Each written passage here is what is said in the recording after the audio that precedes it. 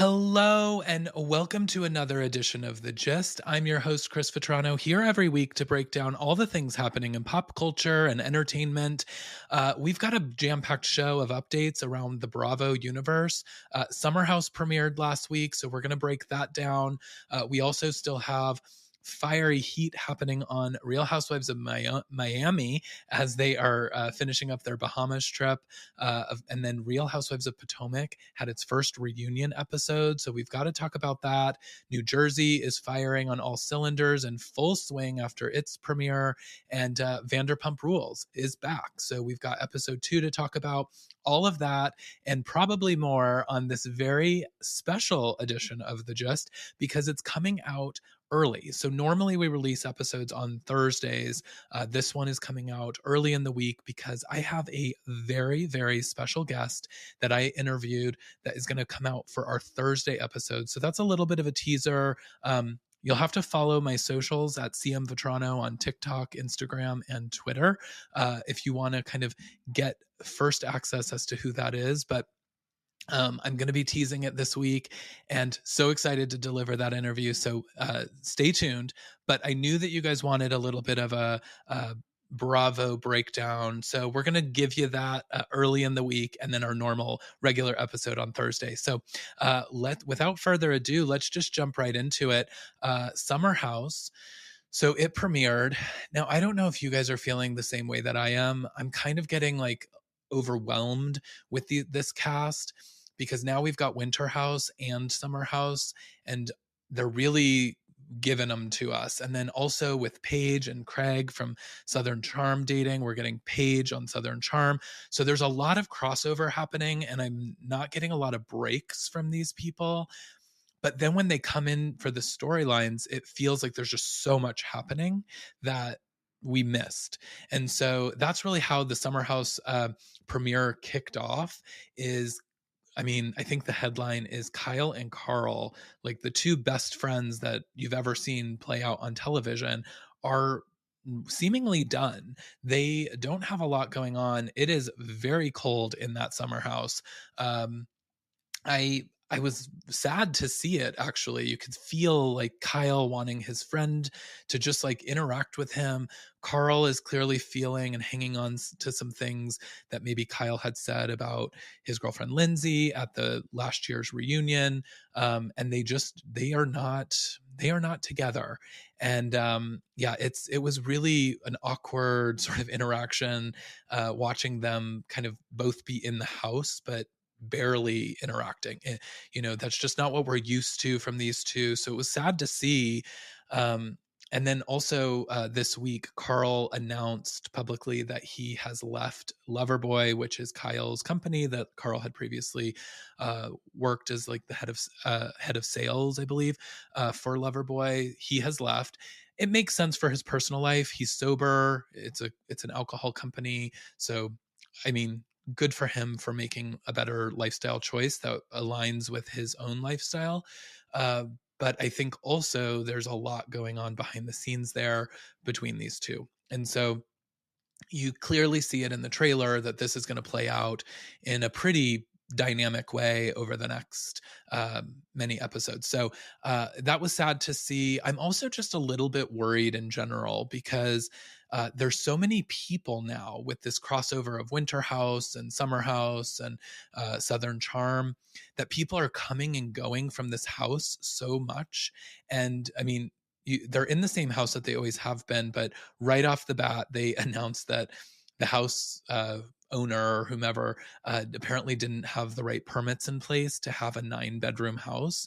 So they had to turn several of the bedrooms into like, I think one's a gym, one's like a reading room, one like it's pretty wild. And so they've like created these big bedrooms where they just have a lot of beds in them. But these are adults. There's things that happen at night that you don't really want to like once you're in your, mid to late 20s, which some of these are over that, you don't want to be sharing bedrooms anymore on vacation. So it's feeling very real world. It's feeling very too young. I'm a little worried about that. And then also just with all of these different cast members dropping in. It's like Corey from last year's Winter House is coming. There's, Sierra. There's, there's just so many people that weren't in this episode but are coming later in the season. And then it's like, well, where are they all going to sleep? It's kind of too much. And then you obviously see that Craig is going to be joining the season at some point, obviously dating Paige. So it's I think it's too much. And it's reminding me of when Vanderpump, I talked about this last week with Lou Vecchio on our Vanderpump Rules premiere episode, and we talked about the Super Bowl. If you haven't checked that out, definitely go listen to that one. But we talked about when Vanderpump kind of lost its way and they were bringing in all these new cast members, a new cast of characters that were working at SUR.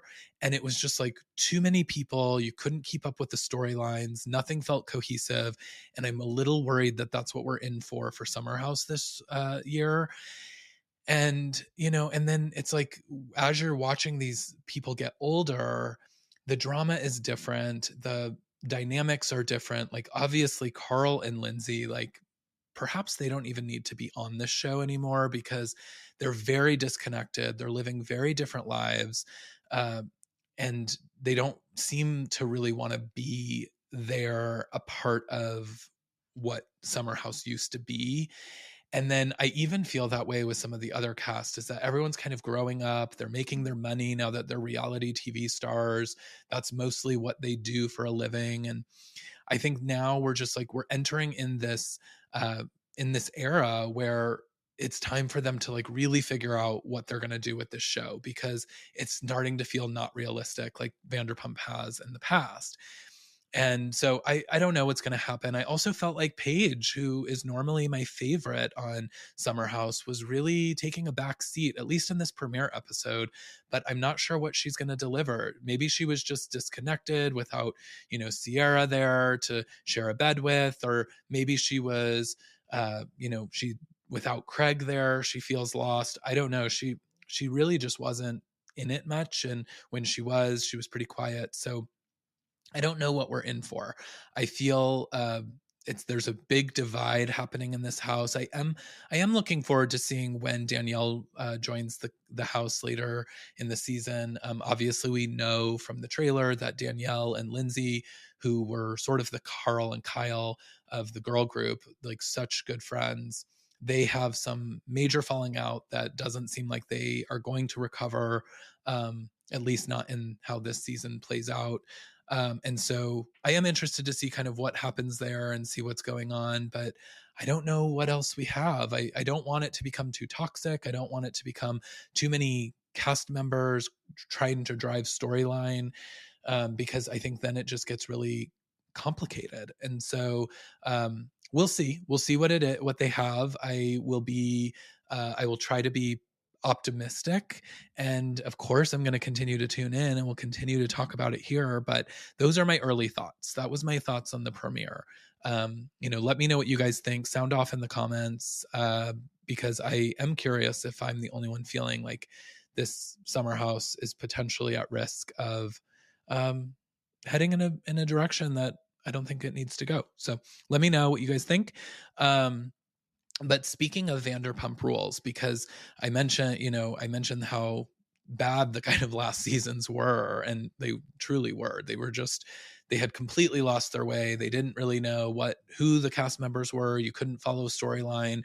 They were trying to still make it seem as though these kids are, hanging out in the back alley of SUR smoking ciggies. But, obviously we know that they have businesses. They have, very thriving reality TV gigs. And so it's unrealistic that they are still those kids that we watched when they were young. And so it was interesting. The last few seasons, I really, as I said last week, thought I was gonna jump ship on Vanderpump, but I have to say I am fully back in.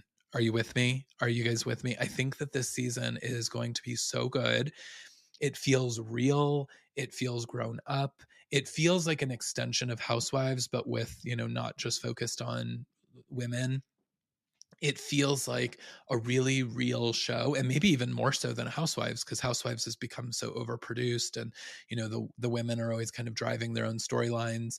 This is like real stuff, and they're dealing with real things that adults deal with. And so you've got Lala's drama with her divorce from Randall, and there's so much darkness there about what he's being charged with, and this LA Times article that came out that was just so damning against him. And Lisa Vanderpump kind of calling out Lala and saying, how could you not see it, and didn't you see signs? And you're watching Lala break down in a way that feels very real. It doesn't feel artificial or made up for the show. And so I feel like we're heading into like a really good territory with Vanderpump. This second episode really solidified that for me. Also, watching the Raquel of it all, the first episode, she was like in her villain era. She kind of was like, oh yeah, I'm drinking behind the bar, I'm like gonna start dating Peter, I'm gonna be doing all of these things that are gonna piss James off. And she was like kind of coming out like straight out the gate on fire. And of course, if you follow this in the past, she's kind of played this like sort of dumb, innocent girl that barely drank, and didn't get into trouble. And it she came out swinging in the first episode. And then now we're starting to see the cracks, because she went out with Peter on an actual date, which was the most awkward date I have ever seen.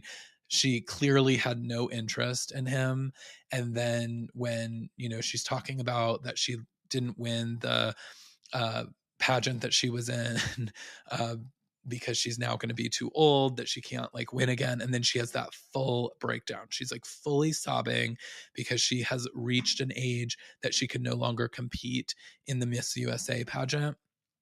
It's wild, but then you start to realize that she's probably not really crying so much about that as she is realizing that she misses James, and her life is in a place that she like has no idea what's going on. She's clearly still in love with James. I think that was very obvious in this episode. And so she's going to have a bit of a dark go. And I think like, but it's real. It's like, it's what girls that go through these breakups where they end a relationship that they thought they were going to marry, and it was their end game, and it ultimately wasn't. Now watching him move on, she's kind of trying to find her way. I think that it will be very interesting to watch. Speaking of James and his new relationship, the scene where he's trying to coach his girlfriend on how to eat a burger, and clearly trying to coach her on how to eat a burger on camera, like, hey, like, it's a juicy burger, so don't let it drip all over you. And it was kind of a little strange, but what made it even worse was when he decided to eat the food that was hanging out of her mouth, from her mouth, and thought that maybe it looked romantic or that it was some sort of like sexy move. From my perspective, it was vomit. It was gross. I didn't want to see it. So yeah, get with it, James. That's not the look. I also feel bad for this girl because she clearly sees some red flags in him. He said, I love you, like right away. And she, has already questioned that. I think she's right to question it, and she should keep questioning things. I don't know if this is a match made in forever heaven, but we shall see. And then also Schwartz and Sandy's, these two guys, man, they have just had a go trying to get this restaurant open. They also don't seem to ever talk about Tom Tom anymore, so I'm not sure. Did Lisa buy them out of Tom Tom, or are they just so wrapped up in their own restaurant now that they just don't even think about it? I can't imagine that Lisa's okay with them sort of just like bowing out completely. So I am curious what's happening there. But this opening party that they did, or I guess it was an opening party to announce that it will be opening at some point. But the Daily Mail party, the restaurant looks beautiful. It looks great. From what I was hearing, people ordering the drinks. It sounds like a great place. I would definitely check it out if I'm in LA, or next time I'm in LA. I But the scene between Katie and Schwartz, my gosh, and her talking about how this restaurant is personifying all of the reasons in which led to their divorce. This is the other woman, as she as she mentions. It's like this restaurant, and the stress and pressure of it is the reason in which they ultimately like got a divorce. They were, they talked like, I mean, they were just having this really real moment at the table. And it was really sad because they were, I think she's really proud of him for actually like making this restaurant happen. But also when she's like asking him, like, was it worth it? And I think he would answer that and by saying no. I think that he really misses Katie. I think that he didn't want obviously to get divorced. And so it was a really sad moment because it was supposed to be this really celebratory thing that they were, having people in this restaurant that he has worked so hard for, and watching them just sort of, come to terms with the fact that it's also the reason why they aren't together anymore, was just a really real moment. And I really felt for them. And again, I'm like fully back on board with Vanderpump. I think that they have found their way and I'm happy about it, here for it. So bravo to Vanderpump Rules, pun intended. What else did we get? So, of course, we have Real Housewives of Miami. The trip continues in the Bahamas. These ladies, as we say week over week, continue to bring the heat and the drama. They just have such a good cast of people that are keeping the storylines constantly moving. And we're not like, it's not like Beverly Hills where we get hung up on one conversation that takes us through like several episodes, where we're still digesting everything that somebody said in those few episodes. It's so much better to have all these ladies. And where I said like Summer House has too many cast members, I feel like Real Housewives needs more. Like when we just get 4 or 5 housewives and that's it, I feel like we get like really stuck on storyline that doesn't matter. This is moving. It starts, of course, with Marisol coming back. I guess she had a false positive COVID test, so she wasn't in the first part of the trip, then tested negative, so they let her join. And it was like, Adriana and Alexia were having this much needed heart to heart about how Adriana was feeling about the way in which their friendship has kind of dissolved over the years. And, she's saying like, you guys were bridesmaids in my wedding. And now it's just like, we don't stay in touch. And they were having this like moment. And then Marisol comes in with, her, she comes in just in full blast, and Alexia lights up, jumps up, they're back together. And it actually kind of like, Alexia completely changes. She was like having this heart to heart, but then it's like she saw Marisol and she was like, okay, good. I no longer have to have empathy for Adriana anymore. And so it was very strange to see that kind of energy play out. But they, they're best friends, they're back together. I would feel the same way if my best friend showed up at a trip that I thought that they weren't going to be on. um what else? Kiki. I love Kiki. Guys, are you guys feeling the same? I feel like every time Kiki comes on the screen, or she has like a confessional moment, I'm like, why isn't she a full-time housewife? This week I felt that even more because she mentioned getting cheated on, and that it ended her relationship, and she has so much hurt about that. And it's like, oh, there's so much backstory here. Why aren't we getting more from Kiki? I want to know more about that. I want to, understand where she comes from, and, what makes her tick. And I just need more screen time with her. Loved her. I also, when they did the rage screaming therapy session, which just in that alone, guys, hilarious that they're doing that. That's such a housewives thing. I think that every season they should like do this exercise where they're all just rage screaming to let out like some of the aggression. I loved too, like some of the women just were clearly so uncomfortable by it. But it's like if you cut to 30 minutes prior, they're sitting at a table all essentially rage screaming at each other. So it's hilarious how they, try to button it up when it's being asked of them from a therapist. But Kiki was like so into it. She was like really feeling it. She was putting it all out there in her screams. And I wanted to know what was behind them all. I want to know that story. So I don't know if Bravo producers are listening, more Kiki. Let's maybe think about her as a full time. Like I think that she could like bring a lot.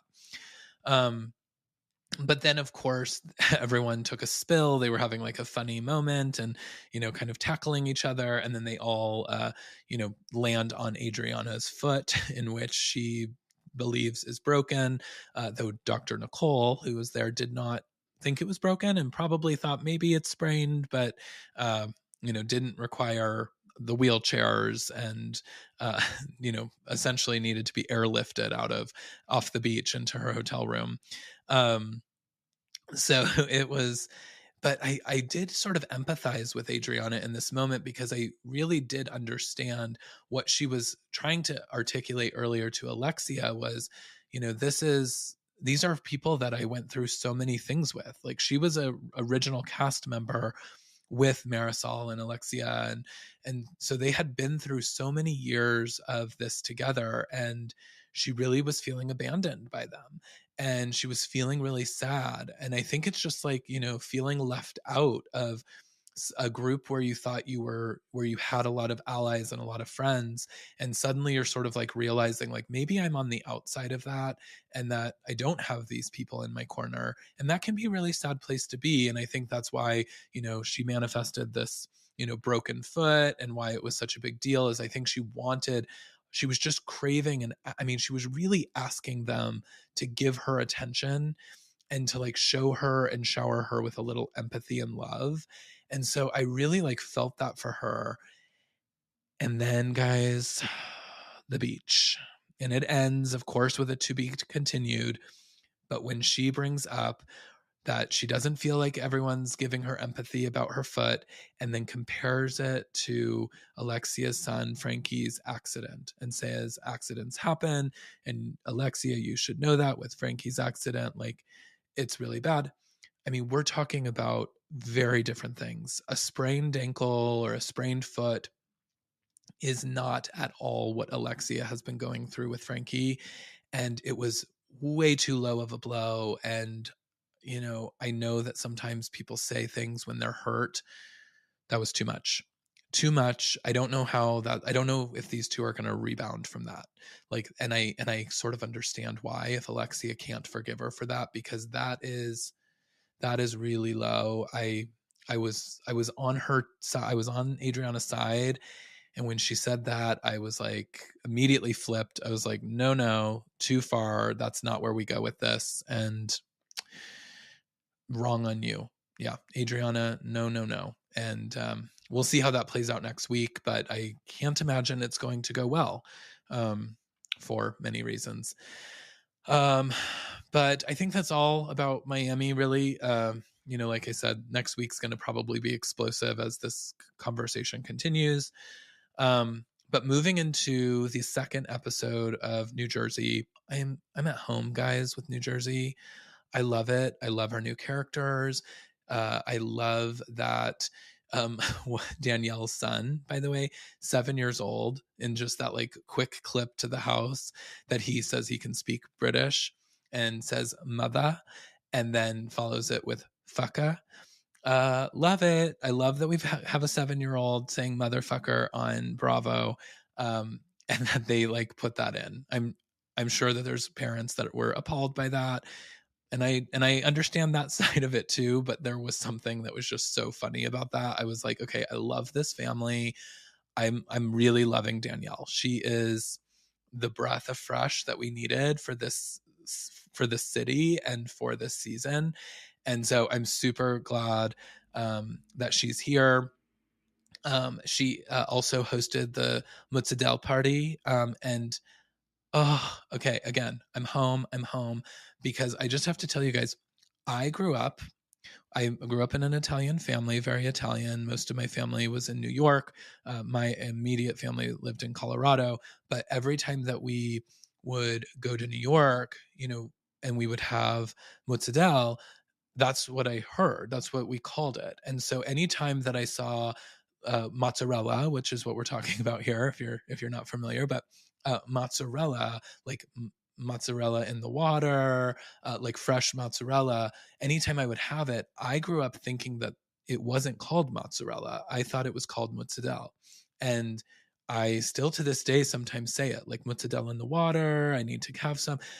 That's what I thought it was. So when Danielle was hosting the mozzarella party where they were making mozzarella and they were all saying it, it's like, oh, I just missed my family. It took me back to some really sweet memories in New York and growing up. And so that was really fun to see. But I thought that the part, oh, and by the way, Jennifer Fessler, friend of Margaret this season, was loving that every time they showed her, she was eating at the party. It's like the other housewives have clearly, learned like not to eat on camera as much, and Jennifer has not gotten that note, and thank God, because I mean the way in which she at one point was inhaling the mozzarella, I want it on repeat. I want it as a gift that I can like just revisit and watch anytime that like anything happens. It's like, oh, that made me uncomfortable. I need to like go to that clip of her inhaling the mozzarella. So good. Loved that. And I actually really like her too. I feel like she's like a voice of reason, but she's the one that's like, she's kind of like the Heather Gay, like don't touch her meatballs. She loved the food and I don't blame her. So I love that.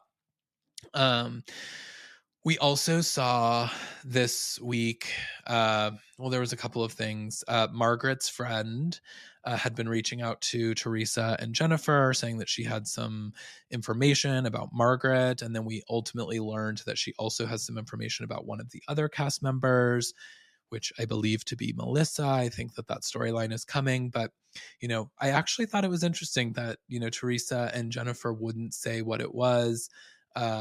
Because they didn't want to, one, give this woman the platform that she was seeking by reaching out to them, and two, they didn't want to like stir the drama. And I think that's very interesting for those two who historically would have taken that information and figured out a way to infuse it into the storyline, but they didn't take it, and at least in that moment. Maybe that's coming.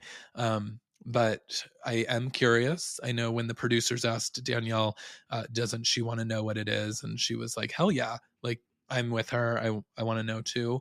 But I think we're going to probably find out. But they had that. Teresa also sent her invitations out, which we all know, if we're Housewives fans, we know that Ramona Singer leaked all of her wedding information because Ramona from Real Housewives of New York, and who Teresa filmed Real Housewives Ultimate Girls Trip with on season 1, she was invited to the wedding. And of course, the day that the invitations came out, Ramona took to Instagram Live and wanted to share how beautiful the invitation was, and said that it was breathtaking and she had never seen anything so gorgeous. And then she's showing the invitation on her Instagram Live, which has all of the details of Teresa's wedding, which of course she wants to keep private for many reasons, but also the website and the password of which you can log in to like get all of the more details to the wedding and RSVP. And so, I mean, the way in which Teresa brought it up, she had been zen, because I wouldn't have even been as zen as Teresa was. And you can kind of feel that Teresa coming out like, yeah, Ramona did this. We had to like completely change everything. But she didn't go off in the way that Teresa normally would. So I think, again, I said it last week, Teresa is so happy and it's like radiating in the screens, and she's like able to really just have a sense of calm that she hasn't had in many seasons. And so if that's Louis that's doing that, like, God bless, because like she is looking great, and I don't mean just physically, but she also is looking great, but she like feels great. Like, it just is, she seems really at peace, and love that for her. But yeah, the invitations, we saw them come out on the show. Everyone received theirs. They did seem very beautiful. And then Teresa had to explain about Ramona to the ladies. And so what she was and kind of how she had to get into action to figure out how to fix the problem. Um, and then we're starting to see sort of the cracks between Melissa and Teresa. I mean, I shouldn't say cracks because they've been there for years, but these two are finally at a place where they're not pretending like they're going to try to get along, or where they do get along, or everything is about the family. They're finally like, just like, no, we don't like each other, and we're not going to pretend anymore. And so, but as I said in the first episode, like, Joe and Melissa, like, they don't have anything. Once again, their storyline this episode was all about Teresa. And I think that they really thought they were doing something this season with that. They thought like, oh, this is going to be our season to like come out on top and, go against Teresa, and it's going to be head to head. And I think they thought they were going to be like victorious in that. And they are just coming across thirsty, and like that they just have nothing else going on in their lives other than to be riding Teresa's coattails. And it's not good. Couple of notables about that is this is actually not about Teresa, but I just noticed, speaking of thirsty, that there was a packing scene where they were talking about how they were going to go to LA, and Melissa and Teresa had to be at an award show together, and they were barely speaking, and how it was going to be awkward, and they were packing for that trip. And all you see in the background is their decor on their dresser is a bunch of Louis Vuitton boxes. And I'm sorry, guys, like, I get, like, I understand Louis Vuitton, and I understand that it's a big brand, and I get that. But using the boxes as decor in your home has to be one of the tackiest things that I have ever seen. And I feel like it just personifies them so much, that they're so thirsty and they're so hungry for like fame and to show off some kind of lifestyle that I actually think they maybe don't have. And so I wouldn't be surprised if they like bought those boxes on Amazon and put them up for the cameras, because they were like, oh yeah, we got to have Louis Vuitton in the background. Yeah, that was really embarrassing for them. So that is who we're dealing with. Then, of course, they're talking about when they get back, everyone's reacting to these beautiful invitations from Teresa, and even Margaret, and people that have had like some beef with Teresa. They're like, oh, these are so beautiful. Everyone's just beauty, beauty, beauty. And it gets to Joe and Melissa, and Melissa's like, oh, it's cute. And I thought that was interesting. But then they start talking, of course, about Teresa, because that's the only thing that they have going on in their lives. But Joe's talking about how he didn't get to spend any time with Teresa in LA, and that, they're brother and sister, and they came from nothing together, and they can't even take a photo together in LA at this event, and how sad that is. But and this wasn't on the show, but it's come out since the episode aired. There's a ton of photos of them together at this event. And so for him to say that no photos were taken and that they couldn't spend any time together, that is not the narrative that is being confirmed by all of these photos of them together. So again, I just don't know what they think they're doing with this storyline, but it's falling really flat.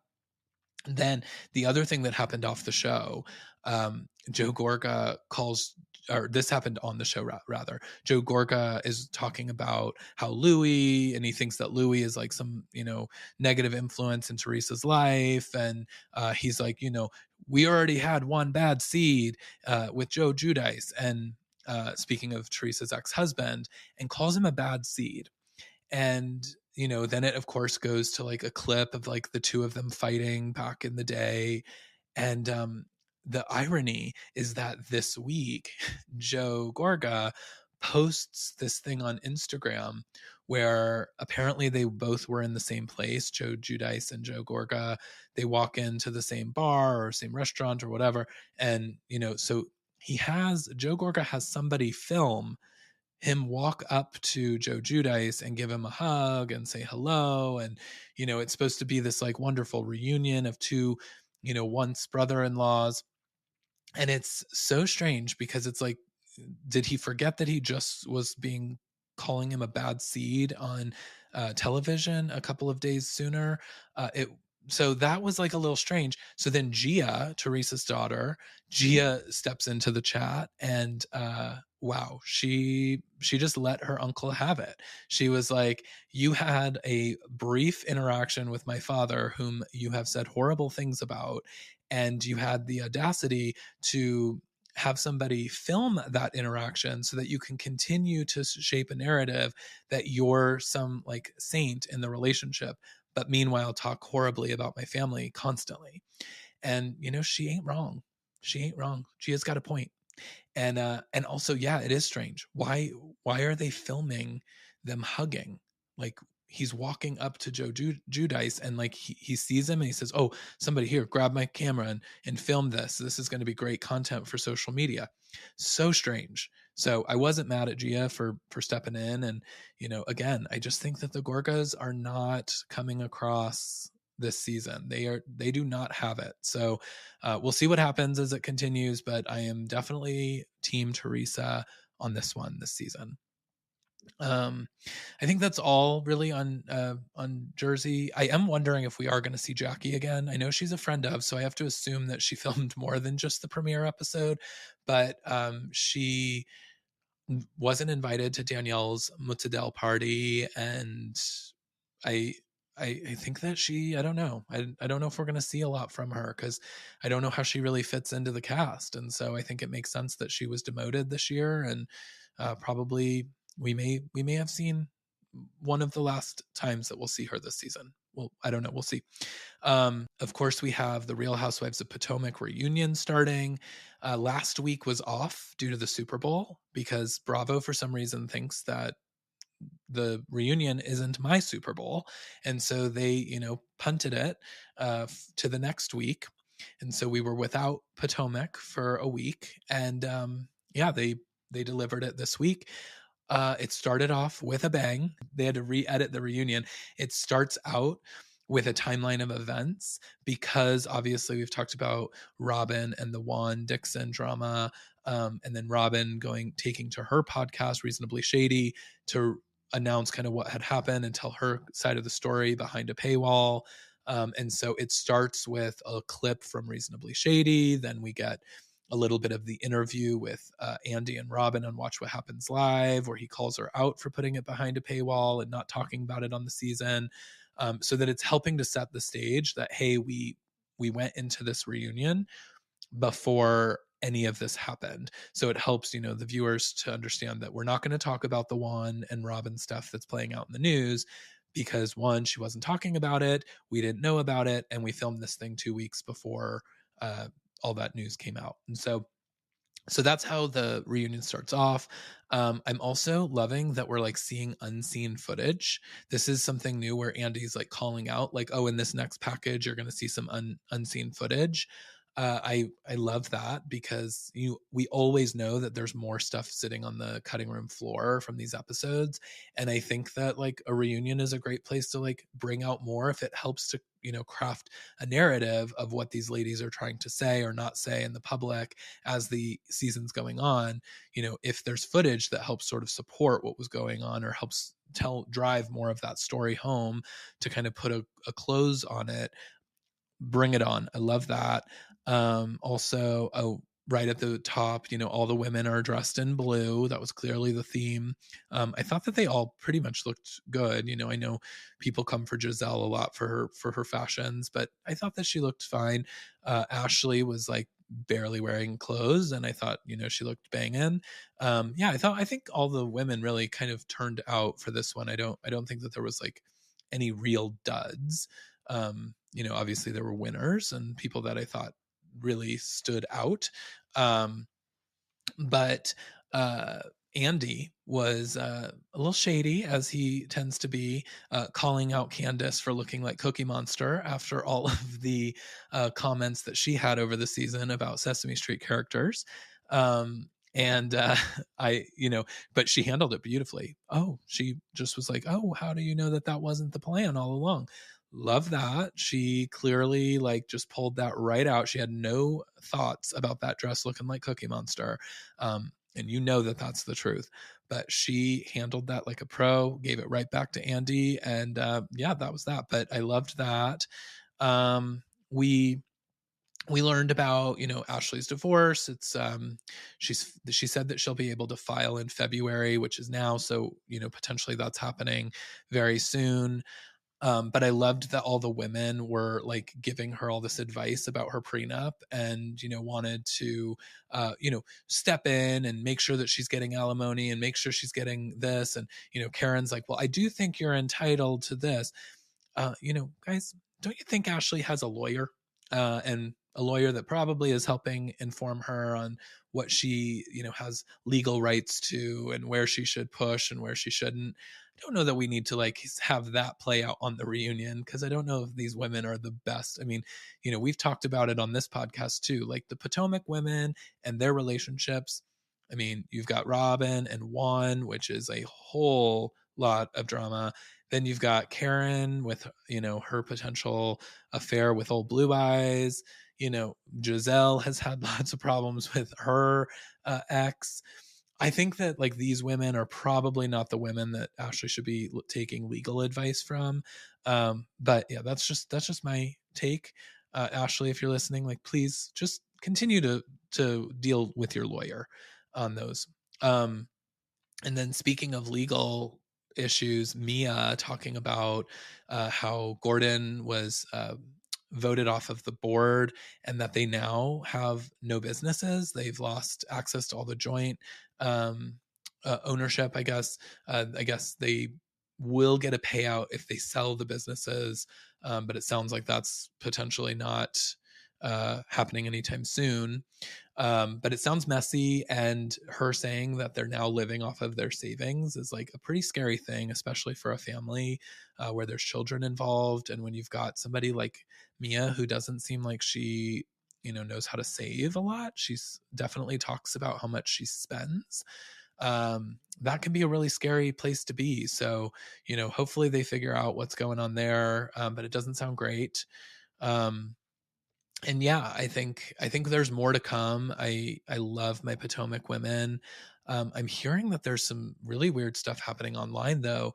Some of our favorite Bravo accounts on Twitter and Instagram are being taken down. They're losing their account access, and Instagram has shut down several accounts. And the what people are kind of making heads and tails of, like, why did this happen and what was it that caused it? And they're saying that it was after they posted Potomac information. And so I don't know what's going on there, because we need our Potomac information. I love our insider dealings and learning kind of the tea and boots on the ground about these shows. And it seems like some of these accounts that have tons of followers are getting taken down. So it's a scary place out there on Instagram right now for those Bravo accounts. And I hope that they regain access, and we figure out why they're being taken down. And hopefully with warning they can fix whatever is the issues with the content that Instagram's finding. So but it does seem to be related to Potomac, so that's just a note. I don't know what's happening there. But we're kicking off this 3-part Potomac reunion, and I thought it was a very entertaining episode, as they always are with these ladies. I think the seating arrangement was discussed at the beginning, and Andy was like explaining how they sort of pick the seating, and he's like, I can tell that you guys are all sort of talking about it, and you're all feeling a certain kind of way about where everyone's sitting, and this is how we came to this decision. And but I did like to see that Robin and Giselle were separated. I think that that's always a good thing, and I think that I think that that is like also potentially some writing on the wall of what might come in the future. I think that we're going to see potentially a demotion, if not a complete pause for Robin next season. I don't know if we're going to see her back. And potentially they're trying to get Giselle out on her own to see how she how she kind of can perform against these ladies when she doesn't have Robin sitting in her corner, literally. So but yeah, I'm excited. I'm ready to see the rest of the reunion play out. And yeah, this week was just full of Bravo stuff. And like I said, last week's episode was focused on the Super Bowl and the Vanderpump Rules premiere. I had Lou Vecchio from New Politics join me. So if you haven't heard that, definitely go take a listen, because it was a really fun interview that he and I did and in chat. But I wasn't able to deliver all of the Housewives updates. And so I wanted to do that for you. So that's why you're getting a special Monday edition of The Gist, a President's Day edition of The Gist, as you will. Yeah, and like I said, this Thursday, I've got a very, very special guest.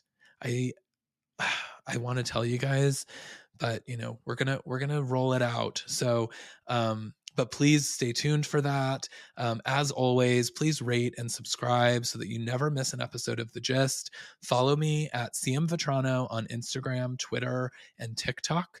Like I said, I'm going to be announcing that special guest in just a couple days. So make sure that you're following so you are the first to find out who it is.